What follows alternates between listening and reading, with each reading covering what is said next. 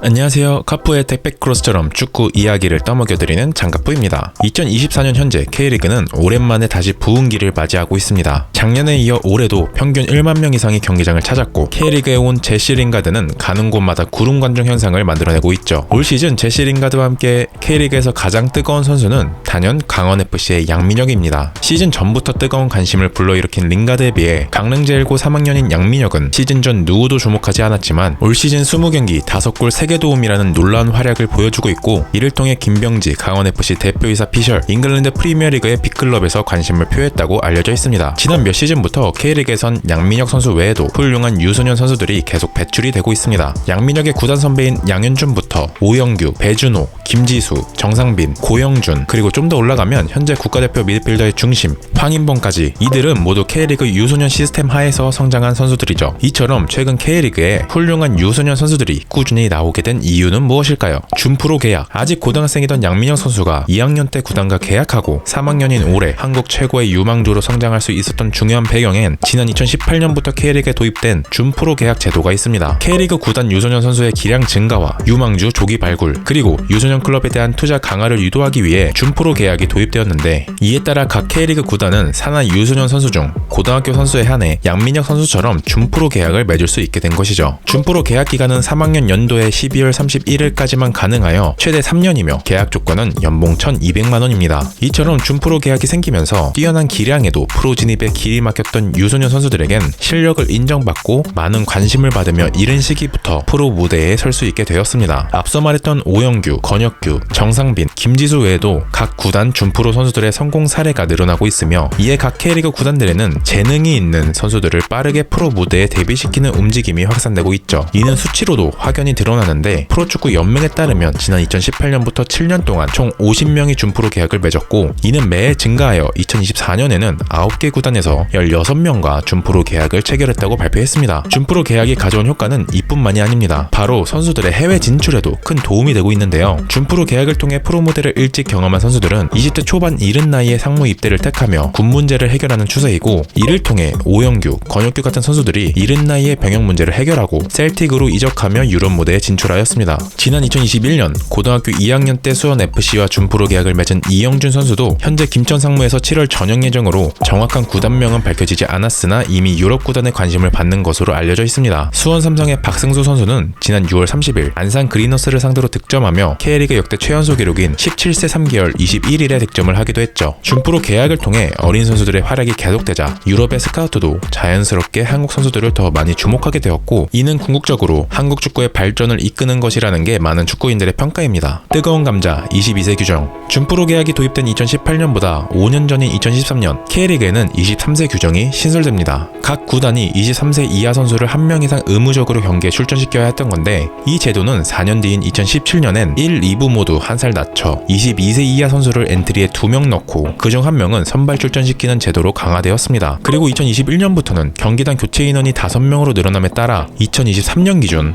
각 구단은 22세 이하 선수가 2명 이상 출전해야만 5명의 선수 교체가 가능하고, 1명만 선발 출전 시 3명, 모두 미출전 시 팀은 단 2장의 교체만 쓸 수 있는 규정으로 또 한 번 강화되었습니다. 이 제도를 통해 권창훈, 김민재 같은 선수들이 성장하며 리그와 국가대표 전력에 도움을 주었는데요. 리그와 국가대표 전력의 향상, 나아가 한국 유소년 축구 투자에 이은 선순환 구축이라는 목적하에 시행된 22세 제도는 그 반면에 현장의 반대 목소리가 나오는 것도 사실입니다. 대표적으로 지난 2023년 3월 이승우 선수는 트위터를 통해 난 한국에 있는 22세 이하 규정을 절대 이해하지 못할 것 같다라는 내용을 스페인어로 작성하였는데요. 이어 왜 35세 이상 규정은 없나? 세계 어느 나라에 이런 규정이 있나라고 해당 규정을 강하게 비판하였습니다. 2010년 한국의 원정 월드컵 첫 16강을 이끈 허정무 전 국가대표 감독도 2022년 9월 22세 이하 규정은 이제 정리할 때가 되지 않았나 싶다. 합리적이고 자연스러운 경쟁을 할 수 있도록 해야 한다고 주장하였고, K리그 내에서도 1부 리그 12팀 중 최대 3팀인 4분의 1이 강등당할 수 있는 상황에서 매경기 사활을 걸어야 하는 전력이 약한 팀들에겐 매우 무리가 간다는 목소리가 나오고 있습니다. 또한 대기만 성형으로 비교적 늦게 꽃을 핀 박진섭, 주민규 같은 선수들처럼 선수마다 축구에 눈을 뜨는 시기가 다름에도 22세 규정으로 인해 대학교에서 선수 생활을 하는 3, 4학년 선수들의 프로 진입이 더욱 힘들어졌다는 이야기도 나오고 있죠. 22세 이하 규정 자체가 역차별이며 22세 이하 선수들이 10분, 15분만 뛰고 교체당하는 일이 비일비재한 상황에서 앞서 말한 많은 논란들을 상쇄할 만큼 꼭 지켜져야 하는 규정인지에 대한 목소리도 나오고 있습니다. 세계적인 추세, 말씀드린 준프로 계약, 그리고 22세 이하 규정 등을 통해 현재 어린 선수들에게 더 많은 기회가 주어지는 것은 사실입니다. 특히 준프로 계약은 이미 유소년 발굴과 양육의 중요성을 깨달은 많은 축구 선진국들의 제도를 참고 삼아 만들어진 제도인데요. 일본을 넘어 현 아시아 최고 몸값으로 평가받는 쿠보 다케후사는 지난 2016년 만 15세 5개월의 프로리그인 J3 리그에 출전하며 최연소 출전 기록을 세웠는데, 해당 기록은 유소년 선수도 성인팀에 등록할 수 있는 프로 2종 계약 제도를 통해 가능했고, 프리미어리그에서는 만 17세 이하 유소년 클럽 선수에게 장학금을 지급하는 조건으로 프로 경기에 출전할 수 있도록 하며 유소년 선수의 이름 발굴에 힘쓰고 있습니다. 이에 K리그를 주관하는 프로축구연맹 또한 각 클럽의 유소년 선수 발굴을 전략적으로 시작한 것인데, 이는 구단의 수입보다 지출이 매우 크고 그 수입 또한 대부분 모기업이나 세금에 의지하고 있는 K리그의 현실을 깨고 자생할 수 있는 선순환 구조를 만들기 위해 실시되었습니다. 여러분은 오늘 말씀드린 준프로 계약 등 유소년 선수 발굴 제도들에 대해 어떻게 생각하시나요? 그리고 여전히 축구계 뜨거운 감자인 22세 이하 의무 출전 규정에 대해서는 어떻게 생각하시나요? 자유롭게 의견 작성 부탁드리며, 이상 택배크로스 장인 장카푸였습니다.